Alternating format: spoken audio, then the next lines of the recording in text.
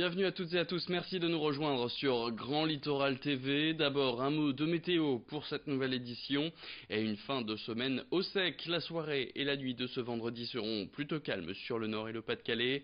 Demain samedi, la première journée du week-end sera ensoleillée et une légère couverture nuageuse sera présente sur le littoral. On attend entre 24 et 25 degrés au meilleur de ce samedi. Profitez-en puisque ça ne va pas durer. On annonce un dimanche pluvieux. Les prévisions météo plus complètes, ce sera retrouvé à la fin de cette édition. Parlons de l'actualité maintenant et demain matin, les motards de la région vont se réunir en mémoire de Wonder Augustine, la petite fille de 4 ans décédée d'un cancer fulgurant lundi. Ce rassemblement va aussi permettre de sensibiliser à la lutte contre les cancers pédiatriques. Avant de prendre la route pendant une soixantaine de kilomètres dans les Flandres, une récolte de fonds va être faite pour la recherche contre cette maladie. La quête est d'ailleurs ouverte à tout le monde, pas seulement aux motards. Le rendez-vous est fixé à 9 h devant la mairie d'Armentières. On attend entre 600 et 1000 motards. Plus d'explications sur ce mouvement avec Benjamin Kousmaker. Il est à l'origine de ce rassemblement et il était hier sur ce plateau. Nous, on voit à peu près par rapport à cette page Facebook si oui ou non il y a beaucoup de monde qui viennent. C'est pour ça que nous, à l'heure d'aujourd'hui, on sait très bien qu'on aura, avec la solidarité des motards, à peu près 600, 800, voire 1000 motards. Mais on n'a pas une limite, on n'a pas d'inscription. Toutes les personnes sont les bienvenues, surtout après ceux qui ne sont pas motards, ils peuvent venir nous rejoindre à partir de 11 h sur la grande place. On a prévu, en fait, vu qu'on avait eu un court temps, en fait, on a prévu de faire une quête qui est directement à partir de 11 h.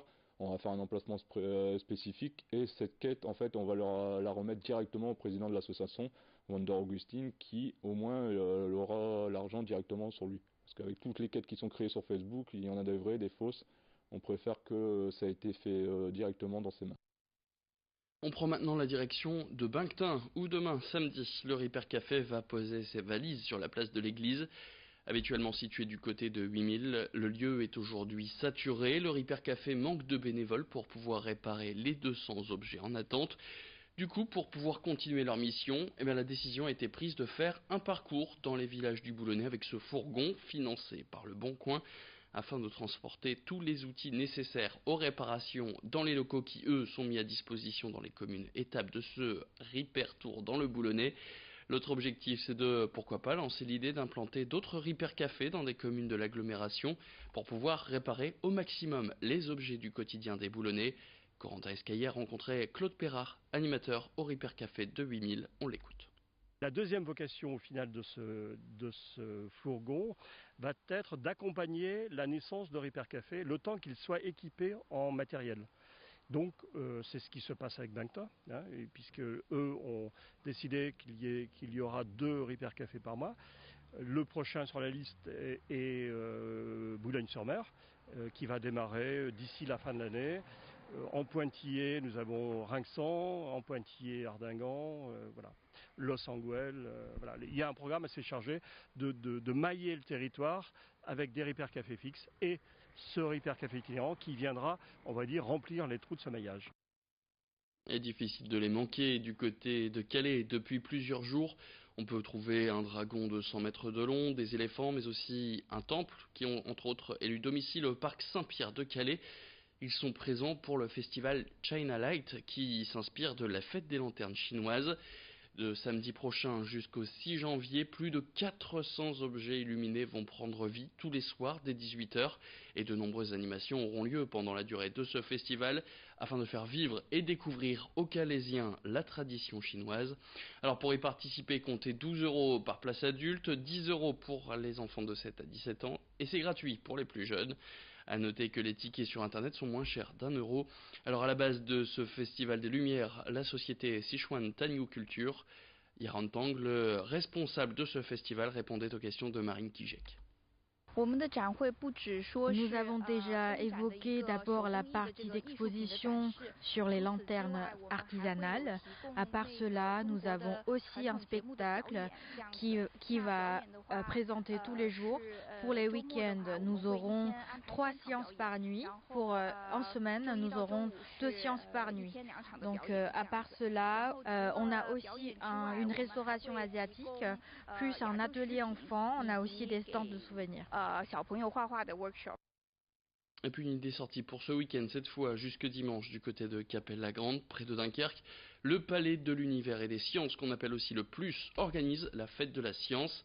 Cette semaine, rythmée par de nombreuses découvertes pour les visiteurs, est placée sous le thème de l'erreur scientifique. En effet, ces erreurs ont souvent permis de faire avancer les recherches scientifiques. Alors pendant cette semaine, plusieurs acteurs et partenaires sont présents sur le village des sciences au sein du Plus. Au programme des ateliers, des spectacles, démonstrations ou encore des conférences. Pendant une semaine, ce centre va vivre au rythme de cette opération nationale qu'est la fête de la science.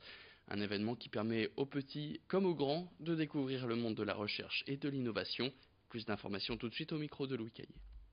L'erreur, c'est ce qui pousse à la réflexion. C'est ce qui permet la découverte. Tout simplement, par exemple, une erreur qui nous vient à l'esprit assez rapidement, c'est que Christophe Colomb découvre l'Amérique par erreur. Il ne savait pas qu'il allait tomber sur le continent américain. Donc, voilà, c'est une des erreurs qui font la découverte, qui font la réflexion, qui aident aussi à une nouvelle représentation du monde. Et c'est bien l'objet de la science, en fait, de continuer à réfléchir, de continuer à pousser notre niveau de connaissance et donc de changer notre regard sur le réel, sur le monde. Et puis l'information du littoral, en bref, les 3 individus soupçonnés d'avoir battu à mort un homme et qui ont été interpellés mercredi à Boulogne-sur-Mer ont été présentés à un juge hier. Le parquet a réclamé le placement en détention provisoire de 2 d'entre eux pour meurtre. Le 3e a été innocenté par le témoignage des 2 autres. Lui devrait être placé sous contrôle judiciaire pour omission à porter secours.